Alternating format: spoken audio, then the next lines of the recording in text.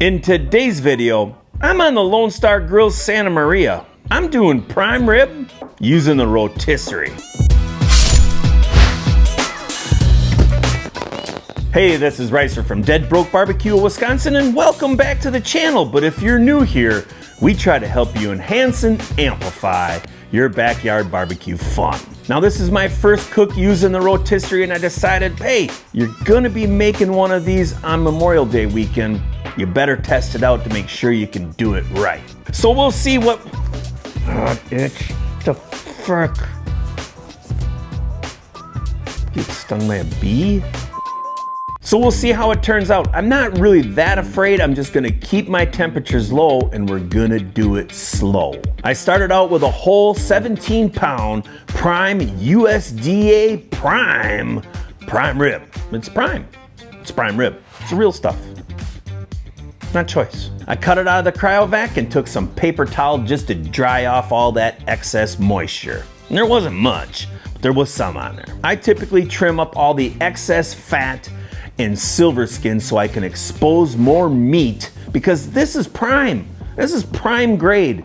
So there's plenty of fat inside to give us that extra little boost of moisture and flavor. But on the ribcage side, you'll leave that fat alone because that's delicious. Then I squared it off by cutting 2 big thick steaks, and we're gonna eat them tomorrow for breakfast. There's nothing better than steak and eggs, especially on Sunday morning. And I'm not throwing out any of those scraps. I put them in a bag and we'll freeze them up for some beef tallow or maybe some sausage in the future. That's prime grade beef. Don't throw it out. Then just take some butcher twine and tighten it up. You wanna form it, you wanna shape it. And because of that whole fat seam on the top, if you don't tie it together as you cook it, it's gonna start to separate. And then finally, I grabbed some good flaky sea salt, spread it, and don't worry, this is a big chunk of meat, so you can put it on a little heavier than you would just a normal steak. Now it's a good time to take a swig. Well, maybe take 2. Then I threw it back in the fridge, uncovered, on a nice wire rack overnight. Always take this meat out for a couple hours before you start cooking. You're never gonna get it up to room temperature, but you don't wanna put it on refrigerator cold, like 45 degrees. So let it sit out for a couple hours and let it just come up in temperature slowly. I'm gonna put a light coat of avocado oil on it so my rub sticks. You don't need a lot, just drizzle a little bit on there and spread it throughout the whole roast. Same thing on the back side where all the rib cage was. Get it in the nooks and crannies. But look at all that fat. That's a lot of flavor on here. And the rub that I'm using today is Butcher's Blend Prime Time from PS Seasoning. It's one of their new rubs that are out, and I figured, hey, I'm testing, so we might as well test a new flavor. I did take a pinch from the jar, and it was pretty good. It smells nice and buttery. It's nice and flaky, that's good too. Time for the fun part. Let's insert this spit. Then off this side, we are going to have to take off our claws or points. And for now, we're just gonna position this prime on the spit kind of in the center because I'm hoping to cook right in the middle of the Santa Maria. You're gonna wanna try to hit this center, and I don't have the greatest camera angle, but you're getting the point. And you're just going through. I like to roll a little bit so I make sure that I'm hitting the center. Same thing, roll it on this side and just guide it through, and you'll start to feel it come right out. And hopefully you didn't do that bad of a job. That's pretty close to center if you ask me. Now take it and you're gonna get it so your claws stick in on this side. Nice thing about these claws is he has different lengths on there, so it'll fit in there good. Squish that part in. And you want to keep this nice and tight too. But now, go ahead and just check and see how we line up. Make sure you're getting it in.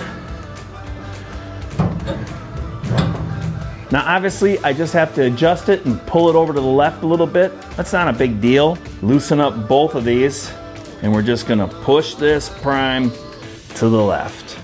Pretty simple. I think right about there looks pretty good. Lock off this side And we're gonna squeeze this one together a little bit more and lock this side off. Get it tight.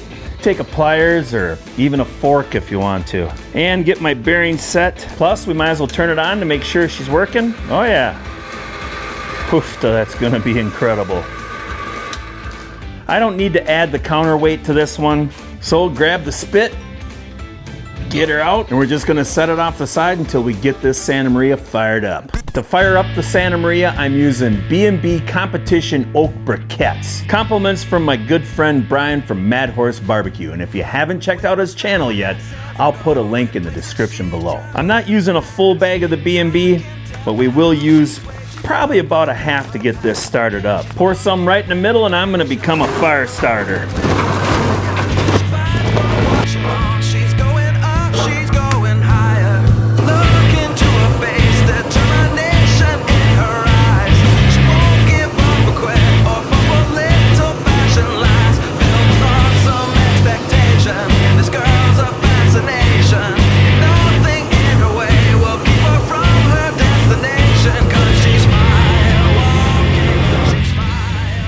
Now that's what I call a fire. If you're looking for your very own grill gun, check the links below because this thing makes starting a fire a lot more fun. Once these briquettes are started to ash over, then I'm gonna split them into 2 piles and then we'll put in a couple sticks of red oak. So it's been about 45 minutes since I started up this fire and it's burning really nice now. We've got a good coal bed. I'm probably running a little bit over 225 degrees right now, but that's okay. We're just gonna let it start to back off and then we'll slowly start adding some sticks of wood again. And when you're doing rotisserie cooks, grab yourself a good pair of welding gloves. You can get them at like Harbor Freight or Lowe's or Home Depot. They really help. Here's our spit with a beautiful piece of prime rib. Let's get it turning. Just like before, get it in, line it up. Gotta adjust just a little bit this back bearing and get it spinning. Voila. Now I'm using a meter stick today because it's easier. There's no cords to it, so you don't have to worry about it getting wrapped up. Now I want to spin it to right about there. I think this is a good spot to enter if I'm looking at it. And I stopped the prime rib right here because this is a little bit thicker and we're gonna want to get this in about the center. Now obviously you have to watch out for that rod, so it's kind of a give or take, but we'll get her in. You got to get it in so deep past that one point. I'm gonna say that's probably pretty good. Turn the rotisserie back on and let it spin. I'll bring you back in about an hour and then we'll take a look at it and see how it's coming. I'm an hour and a half into this cook and I'm starting to close in on that good old 100 degrees. And I've got an ambient temperature of about 174 because I'm letting it drop down. I was averaging right around 225 pretty much the whole cook so far. But you can see the actual juices starting to run down this. It's basting itself. You can see all the fat is starting to render and we're getting a really nice color on this. I'm gonna tell you right now, along this old rib cage right here, that chunk might get cut off and I might have to try that soon. Now I'm gonna make up an easy little garlic and butter sauce that we're gonna spread over this prime rib and it'll just pack a little bit more flavor to it. Start with 2 simple, easy sticks of butter. Get that in. Chop up a little bit of parsley and rosemary, put that in. Sprinkle all that right across the top of it. And last but not least, we're gonna add 6 cloves of garlic. Squeeze that in, knock that off, get the last 3. Squeeze this last bit, and right about like that. And we'll just start mixing this up. No biggie. Break these bigger pieces of butter up. Now this is the fun part. Just go ahead and get this butter, this garlic, and stir it up and just take a brush and get it right on top. It'll take a little bit to obviously coat it all, but get some of that garlic on there. God, it smells amazing. Get the sides. God, whoop, hot. This one piece of oak is starting to heat up a little bit, burning my hand. Perfect timing. Starting to crisp up a little bit, and that's always a great sign. Make sure you keep your butter towards the colder spot or you're gonna have it burn up a little bit. You don't want that. I plan to baste this prime rib with the garlic and butter every 15 minutes.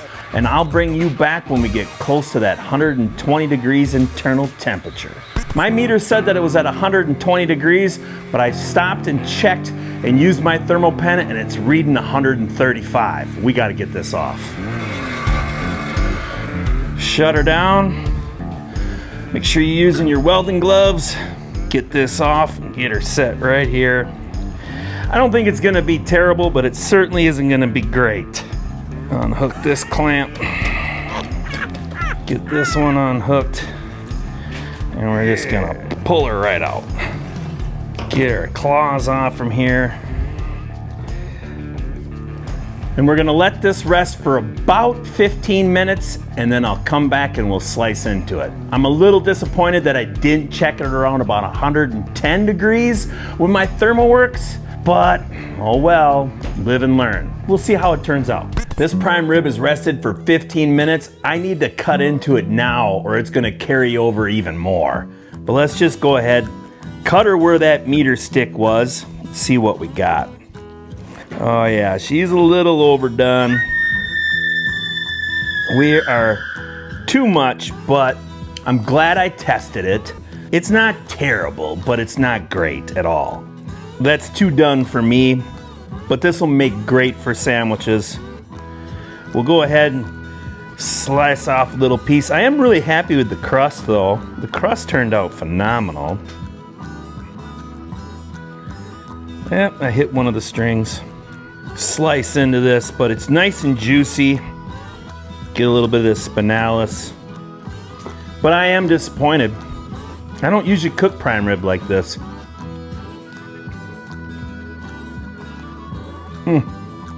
The flavor though, incredible. If you're planning on doing a prime rib for the 4th of July, make sure you check the description below because I'll put a link into PS Seasoning. It's really good. And that salt brine, you can taste that too. After I got done recording, cooled down a little bit, opened a beer, threw the meter across the street and hoped that somebody runs it over soon, I decided to come back and just tell you, I learned something again, and I've been cooking forever. Wow. We have all these fancy technologies and the creature comforts to make cooking easier, but never rely on just one of them. And this whole cook proves it. And I should have went with my instincts over a piece of tin that kind of pretend looks cool, but really it's just junk. Maybe it's not junk. Maybe it was just because it was on the rotisserie turning upside down. I don't know, but man, what a disappointment. Yeah. But I did learn something, and I will be prepared for my next cook on Memorial Day to crank out a perfect medium rare prime rib on the Santa Maria from Lone Star Grills. That thing just ran. I have to add that too because I was so pissed I hardly talked about anything. That thing ran perfectly. And all you Patreons out there, thank you for joining the Patreon. And thank you for all of you that joined my YouTube channel. I got a couple of you now too. Thank you. All right.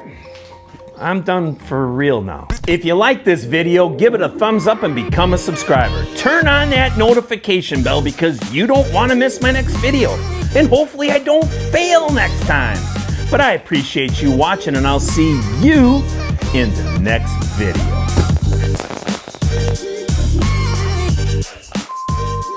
Say, next time if I do this, I'm gonna pull it off just a little bit earlier. No.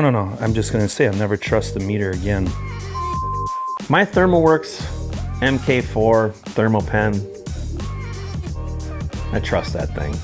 The meter stick or meter, junk.